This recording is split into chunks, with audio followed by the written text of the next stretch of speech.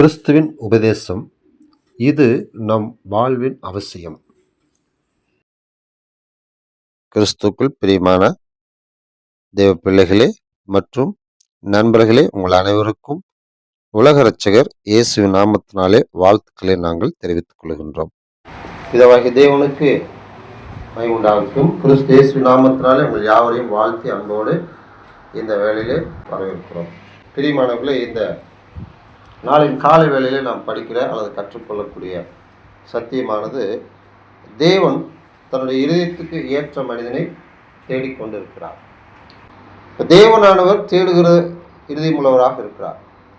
அவர் எப்படிப்பட்ட தேடக்கூடிய இருதயத்தோடு இருக்கார்னா, தன்னுடைய இருதயத்துக்கு ஏற்றபடி ஒரு மனிதனை தேடுகிறார். அப்போ தேவனுடைய அவருடைய பார்வையிலே நாம் அப்படிப்பட்ட ஒரு நபராக இருக்கிறோமா? தேவனுடைய இருதயத்துக்கு ஏற்றபடி அவர் மனிதனை தேடிக்கொண்டிருக்கார். அப்படி தேடுகிற அந்த மனிதர்களில் நாம் ஒருவராக இருக்க வேண்டும்.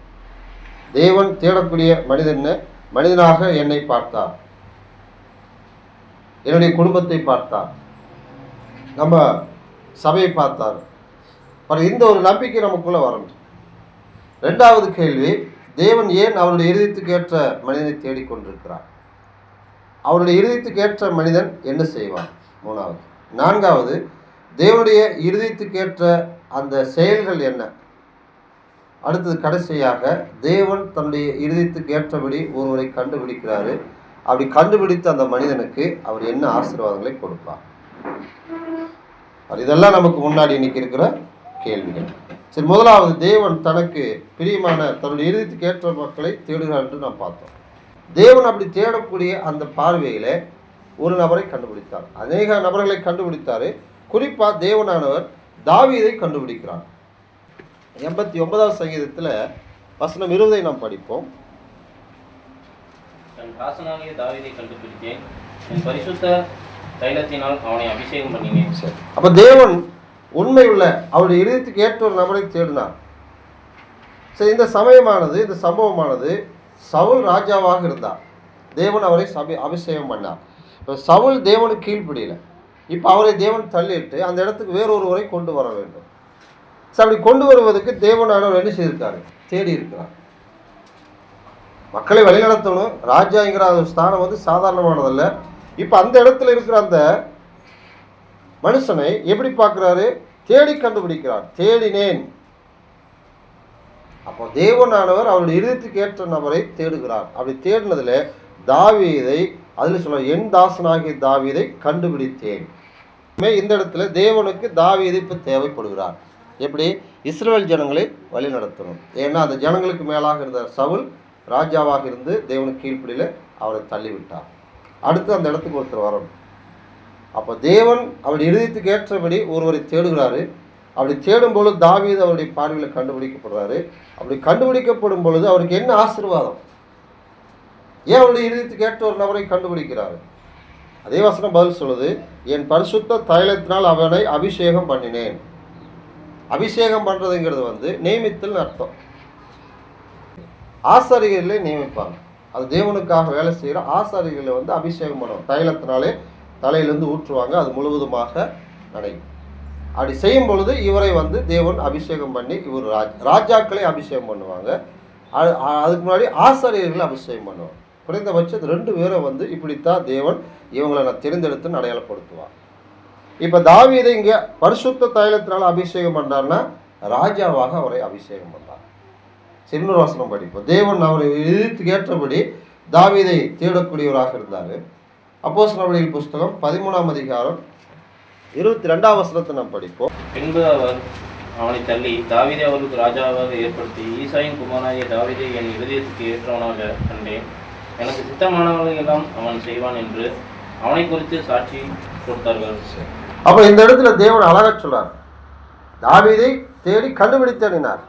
அப்படி கண்டுபிடித்தாரு. தேடினவங்களுக்காக யாரும் இல்லை அப்படிங்கிறதுக்காக கண்டுபிடிச்சாரு. சில நேரத்தில் நம்ம தேடுவோம், அதை எங்கேயும் தேடி கிடைக்கல, சரி இதையாவது வாங்கிக்கலாம், சரி இதையாவது இங்கே கொடுத்துடலாம். நாம் எதிர்பார்த்த பொருள் இல்லை, மாற்று வழியை வேற என்ன செய்யலாம், அது மாதிரி இது இருக்குது, சரி பரவாயில்ல. அப்படியா? அழகா சொல்ல பாருங்க, தாவீதை என் இருதயத்துக்கு ஏற்றவனாக கண்டேன். தேவன் தன்னுடைய இருதயத்துக்கு ஏற்றபடி தாவீதை பார்த்தார். பார்த்தவர் என்ன செய்யாரு? தேடுறார். அந்த ராஜாவாக அந்த அபிஷேகம் பண்ணப்படக்கூடிய ஒரு மனிதன் யார்? ஈசாயினுடைய வீட்டில் மக்கள் இருக்கிறாங்க, ஏற்கனவே 7 பேர். அதே போக மக்களுடைய வீட்டில், அந்த வீட்டில் முதல் வந்த மனுஷனையே அவர் அபிஷேகம் பண்ணியிருக்கலாம், இல்லை அப்படி தள்ளினார். அடுத்து வரும் பொழுது கடைசியாக தாவீதை கொண்டு வர்றார். பாருங்க, அவர் எதிர்பார்த்த மனுஷங்கிறதுக்குமே அவர் இருதயத்துக்கு ஏற்றபடிங்கிறதுக்கு பார்க்குறாரு. அப்போ இருதயத்துக்கு ஏற்ற மனிதனை அவர் எப்படி பார்த்தாரு? தேடினார். சரி, இப்போ இருதயத்துக்கு ஏற்றபடி தாவீதை கண்டுபிடித்தார். ஸோ அந்த கண்டுபிடிக்கப்பட்ட அந்த தாவீது தேவனுடைய இருதயத்துக்கு ஏற்றபடி என்ன செய்வார்? அதே வார்த்தை சொல்லுது பாருங்க. அடுத்தது, அவன் எனக்கு சித்தமானவைகளெல்லாம் செய்வான். இப்போ தேவனுடைய இருதயத்துக்கு ஏற்றபடிங்கிறது என்ன? அவர் இருதயத்துக்கு ஏற்றபடி அவர் சித்தமானதுன்னா தீர்மானிக்கிறது. தேவன் என்ன தீர்மானிக்கிறார்? இஸ்ரவேல் ஜனங்கள் தேவனுடைய ஜனங்கள், தேவனுக்கு கீழ்ப்படியணும், அந்த தேவனுடைய வார்த்தையின்படி அவங்க வாழணும். அப்படி வாழக்கூடிய அந்த மக்களுக்கு அவர் என்ன செய்ய வேண்டியிருக்குது? சத்தியம் சொல்ல வேண்டியிருக்குது. அப்படி சத்தியம் சொல்லுவதற்காக இப்போ அவர் எப்படி பார்க்குறாரு? தாவீது அதை செய்வார். எனக்கு சித்தமானதை செய்யக்கூடியது, தேவனுடைய விருப்பப்படி, தேவனுடைய தீர்மானத்தின்படி செய்கிறது. 1 நாளாகமம் 14ஆம் அதிகாரம் வசனம் 7 படிப்போம். இப்போதும் நீ என் தாசனாகிய தாவீதை நோக்கி, சேனைகளும் கர்த்தர் சொல்கிறது என்னவென்றால், நீ என் ஜனமாகிய இஸ்ரவேலின் மேல் அதிபதியாய் இருக்கும்படி ஆடுகளின் பின்னே நடந்து உன்னை ஆட்டு மந்தையை விட்டு எடுத்து போதுங்க. அப்போ வசனம் 7ல் தாவீதை தேவன் தெரிந்தெடுத்தாரு. தெரிந்தெடுத்து சொன்னாரு, சேனைகளின் கர்த்தர் சொல்லுகிறது என்னவென்றால், நீ என் ஜனமாகி இஸ்ரவேல் மேல் அதிபதியாக இருக்கும்படி. இஸ்ரவேல் ஜனங்களுக்கு மேலாக அதிபதி என்ன செய்வார் நமக்கு தெரியும். 100க்கு அதிபதி. அவர் கீழே இருக்கிற 100 பேருக்கு அவர் ஆர்டர் போடுவார். அவங்களை என்ன வேலை செய்ய வைக்கணுமோ செய்ய வைப்பார். எது செய்யக்கூடாதோ அதை செய்யாமல் பார்த்துக்குவார். இராணுவத்தில் இருக்கிற 100 பேருக்கு அதிபதி என்ன செய்வார்? அந்த தேசத்தில் பாதுகாப்புக்காக என்னென்ன வேலைகளை செய்யணும் செய்வார். எதிரிகள் எந்த வகையில் உள்ள வந்து தாக்க முடியும், அப்படி தாக்கும் பொழுது அவங்களுக்கு எதிர்த்து நம்முடைய நாட்டை எப்படி காப்பாற்ற முடியும் பாருங்க, அவங்களை வழி நடத்துகிறார். அப்போ இஸ்ரவேல் ஜனங்களை தேவனானவர் வழிநடத்த விரும்புகிறாரு. வழிநடத்த விரும்புகிறதுக்கு தாவீதை கொண்டு வருவார். தேவன் அதை செய்ய முடியும். ஆனால் அந்த ஜனங்கள் ஒரு கட்டத்தில் தேவனை தள்ளி எங்களுக்கு ஒரு ராஜா வேணும்னு கேட்டாங்க. அதனால தான் சவுலை கொடுத்தார். அந்த சவுலும் தேவனுக்கு கீழ்ப்படியில. இப்போ இந்த ஜனங்களுடைய இறுதி மறுபடியும் அதே தான் கேட்கு. அதனால் உண்மையுள்ள ஒரு மனிதரை கொண்டு வந்துட்டா, தேவனுக்கு பயந்திருக்கிற ஒரு மனிதர், தேவனுக்கு கீழ்ப்படிந்து அப்படி கட்டளை கை கொள்ள வேண்டுகிற அந்த இறுதியுமுள்ள ஒரு மனிதராக இருந்தால் பாரு, அவரும் செய்வார். அவர் அவருடைய ஜனங்களுக்கு சொல்லுவார். தாவீதை தேவன் ராஜாவாக அந்த அபிஷேகம் பண்ணக்கூடிய நிலையில் ஏன் கொண்டு வந்து வைத்தார்னா, தேவனுடைய இருதயத்துக்கு ஏற்ற ஒரு நபராக அவர் இருந்தார். தேவனுடைய இருதயத்துக்கு ஏற்ற நபர் அப்படிங்கும் பொழுது என்ன? தேவனுடைய ஜனங்களை அதிபதியாக நின்று சரியாக வழிநடத்துவார். சரி, இப்போ நமக்கு தேவன் என்ன சொல்றார்? தேவன் தன்னுடைய இருதயத்துக்கு ஏற்றபடி மனிதனை தேடக்கூடியவராக இருக்காருன்னா ஏன் அதை செய்கிறாரு? தாவீது தேவனுடைய ஜனங்களுக்கு அதிபதியாக இருந்து வழிநடத்தணும். சரி, நம்மளே தேவன் எதிர்பார்க்கிறாரு. எதுக்கு? அவர் எந்த அதிபதியாக வைக்க போறாரு, எந்த ராஜாவாக வைக்க போறாரு? இப்போ நமக்கு என்ன சொல்றாரு? தேவன் நம்மளை தேடக்கூடியவராக இருக்காரு. எப்படிப்பட்ட இருதயத்தோடு? என்னுடைய இருதயத்துக்கு ஏற்றபடி. சரி, அது எப்படின்னு சில வசனங்களை கவனிப்போம். எரேமியா 3ஆம் அதிகாரம் வசனம் 15. உங்களுக்கு என் இருதயத்துக்கு ஏற்ற மேய்ப்பர்களை கொடுப்பேன், அவர்கள் உங்களை அறிவும் புத்தியோடும் மேய்ப்பார்கள். சரி, அப்போ தேவன் அப்பவே இஸ்ரவேல் ஜனங்களுக்கு தீர்க்கதரிசனமாக சொன்னார். இது வரக்கூடிய நாட்டிலே சபையை பற்றி சொல்ல போகிறார். சபையில் மூப்பர்கள் வரப்போகிறாங்க. அந்த மூப்பர்கள் என்ன செய்வார்கள்? அழகா சொல்லாரு, உங்களுக்கு என் இருதயத்துக்கு ஏற்ற மேய்ப்பர்களை கொடுப்பேன். அப்போ விசுவாசிகளே தேவன் பார்க்குறாரு. அந்த பார்க்கக்கூடிய பார்வையில் எப்படி பார்க்குறாரு? என்னுடைய இருதயத்துக்கு ஏற்றபடி இந்த விசுவாசி இருக்கிறாரா? ஆணாக இருந்தாலும் சரி, பெண்ணாக இருந்தாலும் சரி. இப்போ இந்த வசன அடிப்படையில் அதிகபட்சமாக ஆண்களை எதிர்பார்க்கிறார். ஏன்னா சபையை கண்காணிப்பு செய்யக்கூடிய மூப்பர்களாக இருக்கக்கூடியவங்க ஆணங்கத்தினர்களுக்கு அந்த ஆசீர்வாதத்தை கொடுக்குறார். சில ஆணங்கத்தினர்களுக்கு தானே, பெண்களுக்கு அது எந்த ஒரு பங்குலையும் நினைக்க வேண்டாம். அதே மூப்பர்களுடைய தகுதியில் நம்ம தீமோத்தேயு 3ஆம் அதிகாரத்தில் படித்தோம்னா, அந்த மூப்பருக்கு ஒரு குடும்பம் இருக்க வேண்டும். பாருங்க, அந்த குடும்பத்தில் விசுவாசமுள்ள பிள்ளைகளும் இருக்க வேண்டும். அப்போ கணவன் மனைவி பிள்ளைகள், கணவன் மனைவி இல்லைன்னா குடும்பம்னு சொல்ல மாட்டாங்க. அப்போது அதில் கணவன் மனைவி பிள்ளைகள் இருந்தாலும், கணவன் அந்த விசுவாசம் உள்ளவராக இருந்து தேவனுடைய இருதயத்துக்கு ஏற்றபடியாக வாழக்கூடியவராக இருந்தார்னா அந்த கணவன் அந்த சபையில் ஒரு மூப்பராக வர முடியும். அவர் வருவதற்கு மனைவி உதவியாக இருக்கிறாங்க, மனைவியோடு சேர்த்து பிள்ளைகளும் உதவியாக இருக்கிறாங்க. அப்போது தேவனுடைய இருதயத்துக்கு ஏற்றபடி இப்போ இருக்கிற மக்களில் ஏன் அவர் தேடிக்கொண்டிருக்காங்க? அந்த இருதயத்துக்கு ஏற்ற மக்கள் என்ன செய்வார்கள்? சபையை கண்காணிப்பு செய்வார்கள். அடுத்த வார்த்தை சொல்ல பாருங்க, அவர்கள் உங்களை அறிவோடும் புத்தியோடும் மேய்ப்பார்கள். அப்போ இந்த கண்காணிப்பு செய்யக்கூடிய இந்த மேய்ப்பர்கள்ங்கிறவங்க மூப்பர்கள். அந்த மூப்பர்கள் என்ன செய்கிறாங்க? தேவன் கொடுக்குற அறிவோடும் தேவன் கொடுக்குற புத்தியோடும் அந்த சபையை மேய்ப்பார்கள். இப்போ மந்தைன்னு சொல்றாருன்னா ஆடுகளை, இஸ்ரவேல் ஜனங்கள் ஆடுகளை மேய்க்கக்கூடிய மக்கள். ஆடுகளை எப்படி மேய்க்கணும், அந்த ஆடுகளால் என்ன பலன், ஆடுகளுக்கு நம்ம என்ன நன்மை செய்யணும், எல்லாம் அவங்களுக்கு தெரியும். அதனால் அதை வைத்து அவங்களுக்கு நீங்கள் மேய்ப்பர்கள், ஆடுகள் இருக்குது. அதுபோல் சபையானது ஒரு ஆட்டு மந்தை, அந்த ஆட்டு மந்தையை மேய்க்கக்கூடிய ஒரு மேய்ப்பர் பாருங்கள், அழகாக அந்த கோடிட்டு காண்பிக்கிறார்.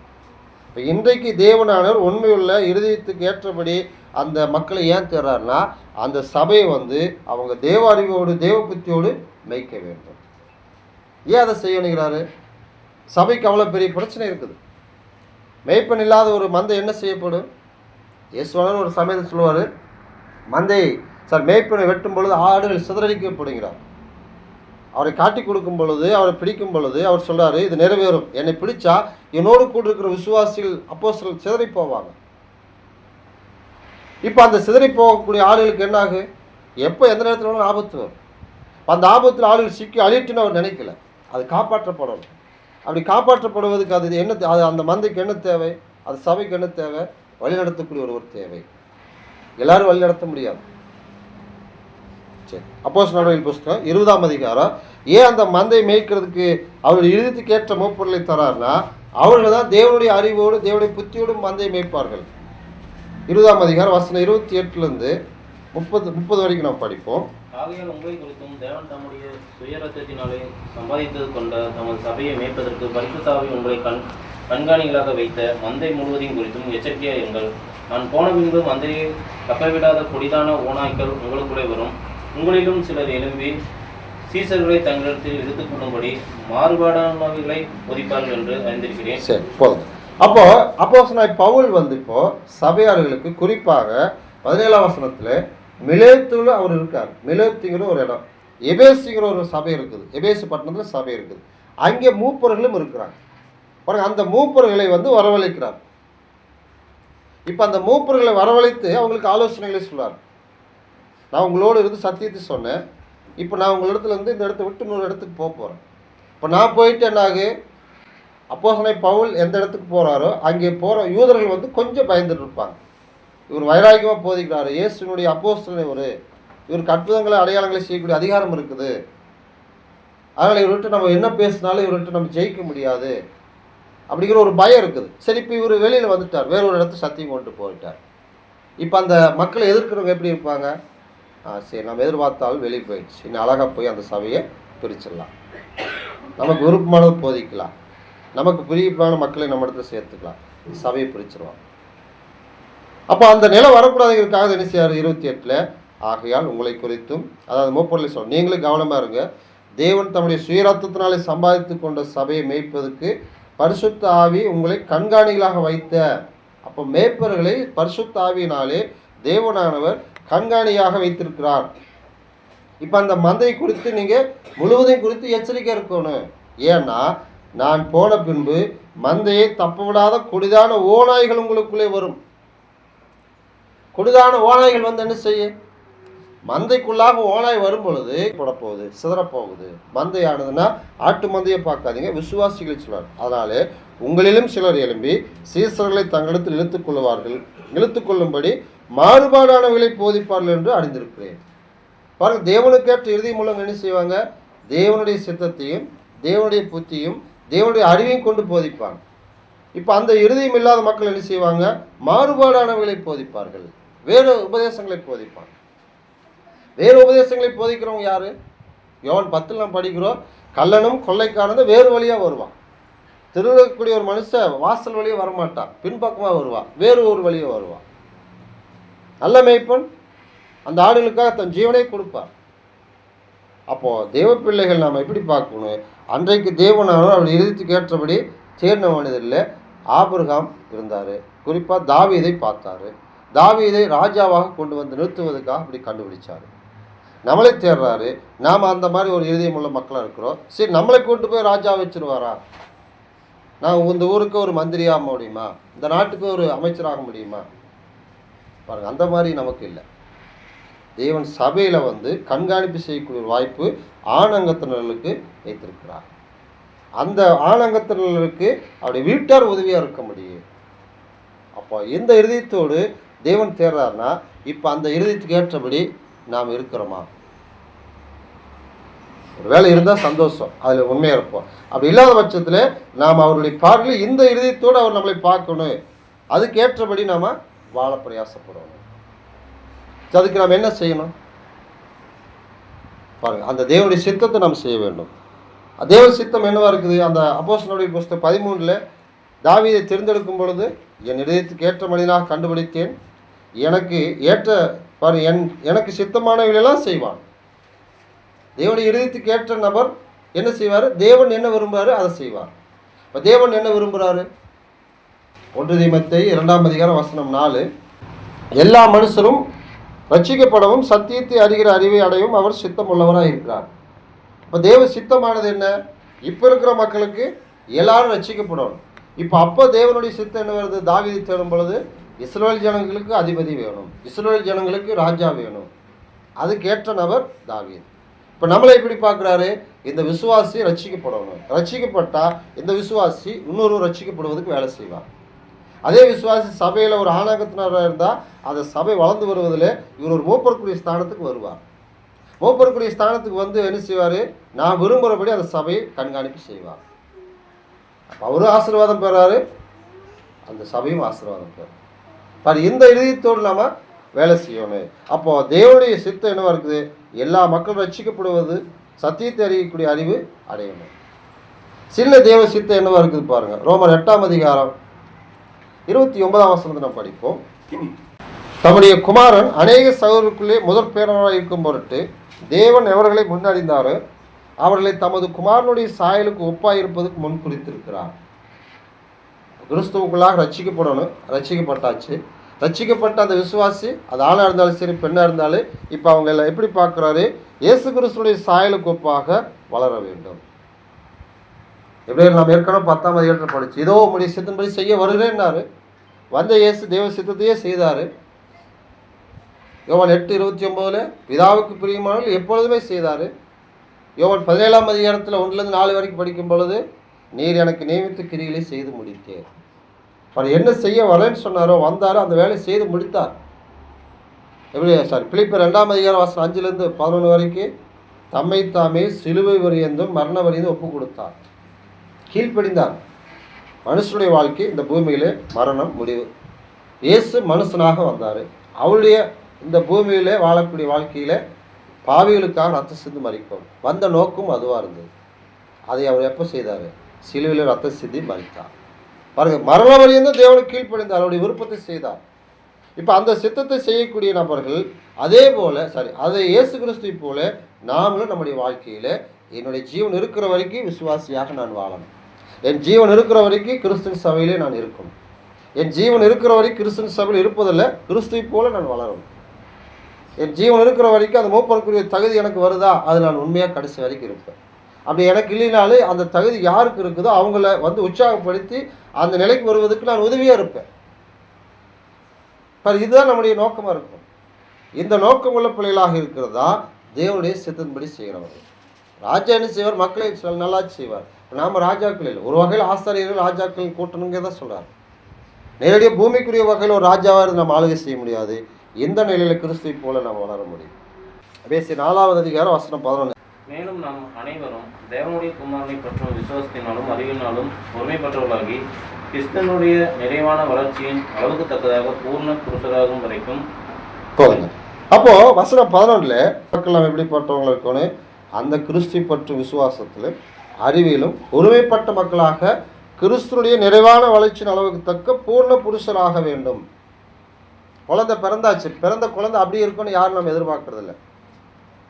அந்த குழந்தை பருவத்துக்கு கடந்து வாலிப பருவம் முடிந்து திருமணம் முடித்து ஒரு குடும்பம் பாருங்க, வயதான காலம் தேவன் எப்போ அவங்களுக்கு ஒரு காலத்தை நிறைவு செய்யறோம் அது வரைக்கும் வாழணும். அப்போ பிறந்த குழந்தை அப்படியே இருக்கும்னு நினைக்கிறதா, அந்தந்த காலகட்டத்துக்கு வளர்ச்சி அடையும்.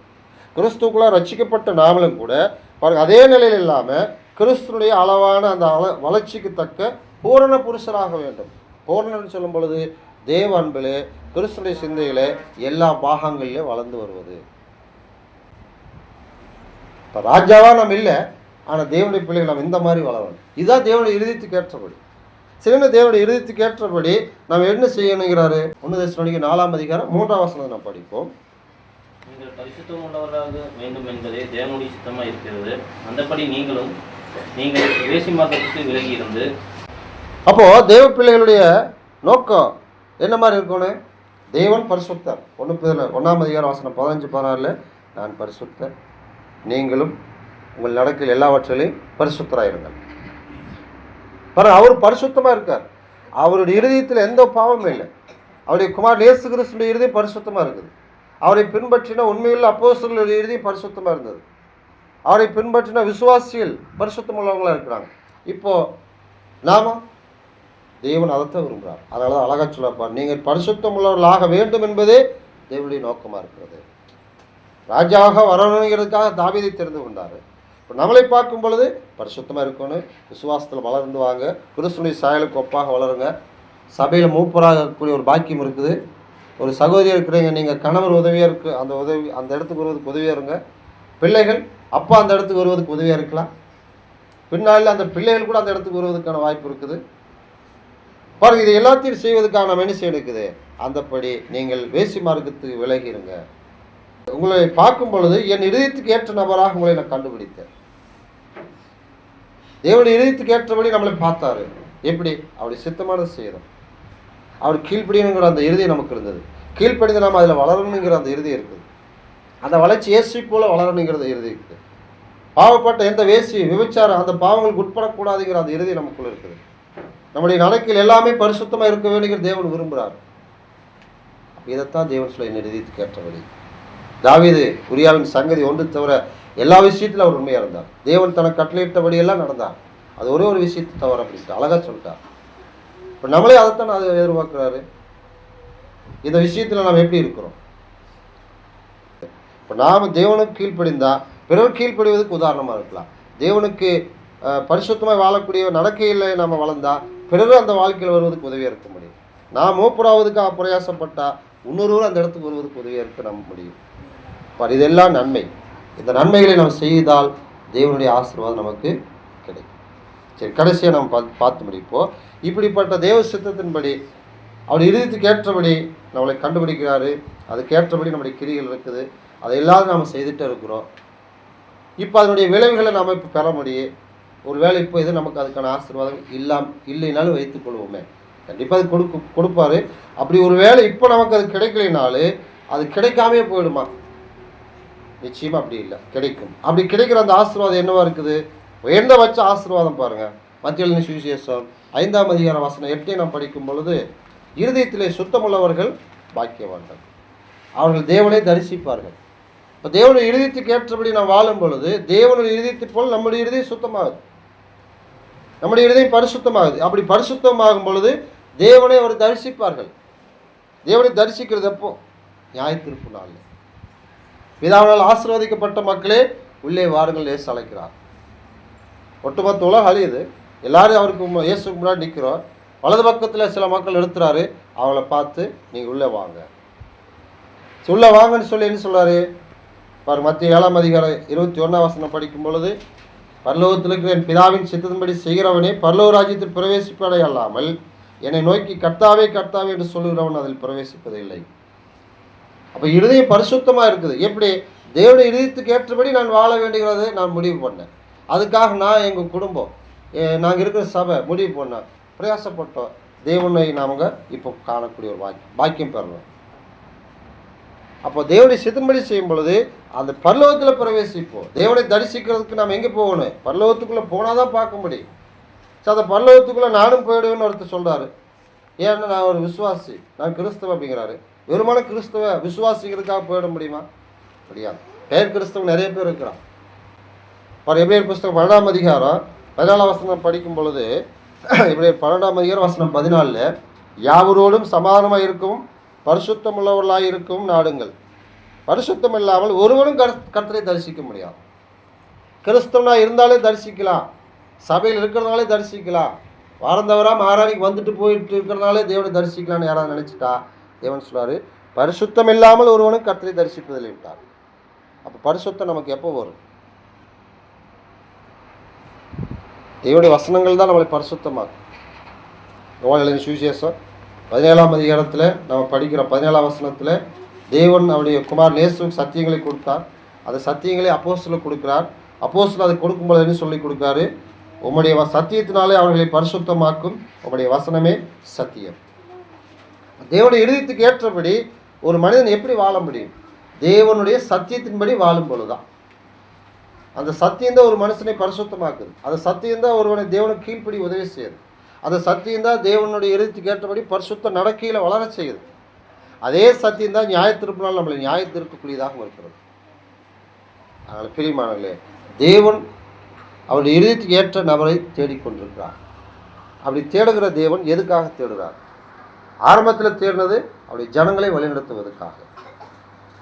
அப்படி வழிநடத்தக்கூடிய இருதயத்தில் தாவீதை கண்டுபிடித்தாரு, தாவீதை அந்த இடத்துல வைத்தாரு, தாவீதை பெரிய ஒரு நற்சாட்சியாக நமக்கு வைத்திருக்கிறார். இன்றைக்கு தேவன் தேடுகிறாரு. அப்படி தேடுகிற மனிதர்களில் நாம் ஒருவராக இருக்கிறோமா? ஒருவேளை அப்படி இல்லைன்னா நாம் இனி பிரயாசப்படணும். ஏன் பிரயாசப்படணும்? நாம் சபையில் வளர்ந்து வரலாம், நிலைத்திருக்கலாம், பரலோகத்தில் தேவனை போய் தரிசிக்க முடியும்.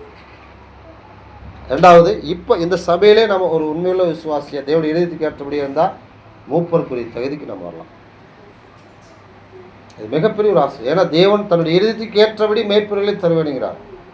கண்காணிப்பை விரும்புகிறார், நல்ல வேலையை விரும்புகிறார். அது நல்ல வேலை, பெரிய ஒரு ஆசீர்வாதமான ஒரு பாக்கியமான வேலை. ஆனால் அந்த நிலைக்கு நாம் வருவோம். தேவனுடைய இதயத்துக்கு ஏற்றபடி இருந்த மக்களே உள்ளே வாங்கன்னு சொன்னார். அவர் இதயத்துக்கு ஏற்ற மக்களும் இல்லை, அவங்களே இயேசுக்கு முன்னாடி நின்னாங்க. சபிக்கப்பட்ட மக்களே, நீங்கள் பிசாசுக்காக ஒரு தூரலுக்காக ஆயத்தம் பண்ணப்பட்டிருக்கிற நித்திய அக்னியில் போங்கள்ட்டார். அப்போ அவருடைய இதயத்துக்கு ஏற்றபடி மக்கள் இருந்தால் அவங்க ஒரு அதிகாரியாக இருக்கபடி இப்போ சபையில் ஒரு கண்காணிப்புக்குரிய பரிசுத்தமான நிலைமைக்கு அடுத்து மூன்றாவது பிதாவை தரிசிப்போம். அப்படி இல்லைன்னா நரகத்தில் தான் தள்ளப்படுவோம். எந்த ஒரு உயர்ந்த நிலைக்கு நம்ம வர முடியாது. உயர்ந்தபட்சம் அந்த பல்லவத்துக்குள்ளே போகாமல் நரகத்து தான் போகும். ஆனால் இந்த நிலைக்கு நம்ம போயிடக்கூடாதுங்கிறதுக்காக தான் தேவன் நமக்கு சொல்கிறாரு, அவரை தேடக்கூடிய உணர்வு உள்ளவன் உண்டோ என்கிறார். அந்த உணர்வு நமக்கு வேணும். அந்த உணர்வுள்ள பிள்ளைகளாக நாம் தேடுவோம். அவருடைய இதயத்துக்கு ஏற்றபடி மாறுவோம். அதுக்கேற்றபடி சத்தியங்களை கற்றுக்கொள்வோம், கடைபிடிப்போம். நிச்சயமாக தேவன் நம்மளையும் கூட என்னுடைய இதயத்துக்கு ஏற்ற மக்கள் இவங்க, இந்த குடும்பம், இந்த சபை, இந்த நபர் அப்படிங்கிற அந்த ஒரு பாக்கியம் நாம் பெறுவோம். அப்படிப்பட்ட ஒரு பாக்கியத்தை பெறுவதற்கு தேவன் நமக்கு உதவி செய்வாராக. கவனத்தை நன்றி சொல்லுது செய்தியத்தோடு முடித்துக் கொள்கிறேன்.